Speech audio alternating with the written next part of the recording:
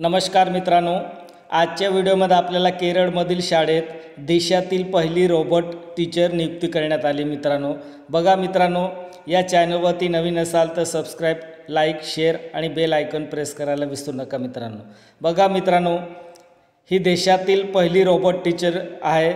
तर या न्यूजपेपरमध्ये आणखी काय दिले पुढे ते आपण या व्हिडिओमध्ये बघू। मित्रांनो चला तर मित्रांनो, पुढे काय दिले सर्व डिटेल बघू। हे बघा, रोबोट टीचर आहे। बघा, शाळेत पहिली AI शिक्षिका रुजू झाली। बघा मित्रांनो,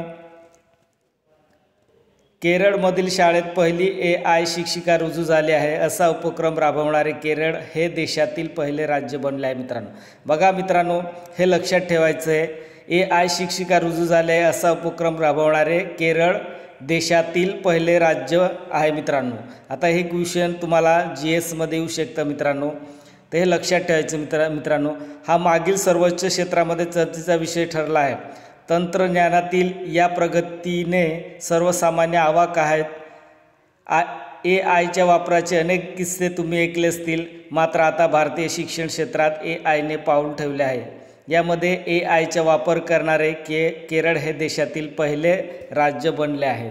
येथे पहिली AI शिक्षिका रुजू झाली आहे। बघा मित्रांनो, AI रोबोट शिक्षिकाची संख्या वाढण्याचा विचार। बघा मित्रांनो, आता AI रोबोट शिक्षिकांची संख्या वाढण्याचा विचार।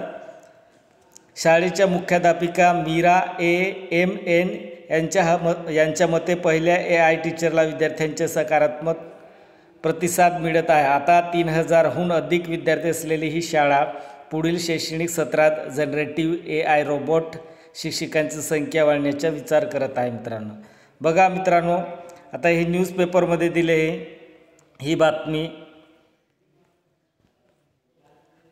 आता केरळमधील बघा, देशातील पहिले रोबोट टीचर हे केरळमध्ये नियुक्ती करण्यात आली। मित्रांनो बघा मित्रांनो, हे लक्षात ठेवायचं, हे तुम्हाला GS मध्ये क्वेश्चन येऊ शकतं।